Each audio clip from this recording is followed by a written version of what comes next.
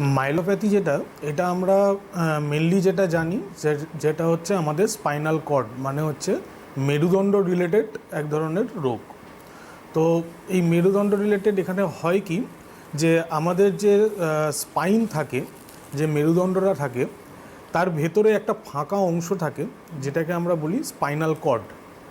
তো কোনো কারণে, সেই কারণগুলো আমি আসছি যে কী কী কারণে এই জিনিসটা হয়। তো এই স্পাইনাল কর্ডে যদি কোনো কারণে কম্প্রেশন হয়ে যায়, মানে চেপে যায়, কারণ আমাদের এই স্পাইনাল কর্ডে যে হাড়গুলো থাকে সেটাকে আমরা বলি ভার্টিব্রা। এই ভার্টিব্রা কী করে, আমাদের স্পাইনাল কর্ডটাকে প্রোটেকশন করে রাখে। তো যখনই কোনো কারণে এই ভার্টিব্রাগুলো উইক হয়ে যায় কিংবা ভার্টিব্রার মধ্যিখানে যে ডিস্কগুলো থাকে সেই ডিস্কগুলো যখন কোনো কারণে বেড়ে যায়, কিংবা যদি কোনো কারণে একটু চোট আঘাত লাগলো এবং তার ফলে কি হয়, ভার্টিব্রাগুলো যখনই কোনো রকম প্রেশার পড়ে তো সেইটার এফেক্টটা যায় আমাদের স্পাইনাল কর্ডে।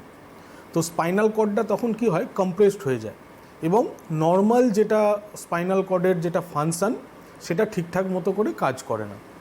তো নর্মাল ফাংশানগুলো কি আমাদের মেনলি যেটা স্পাইনাল কর্ড কী নিয়ে তৈরি, আমাদের বিভিন্ন রকম মানে একগুচ্ছ নার্ভ নিয়ে তৈরি।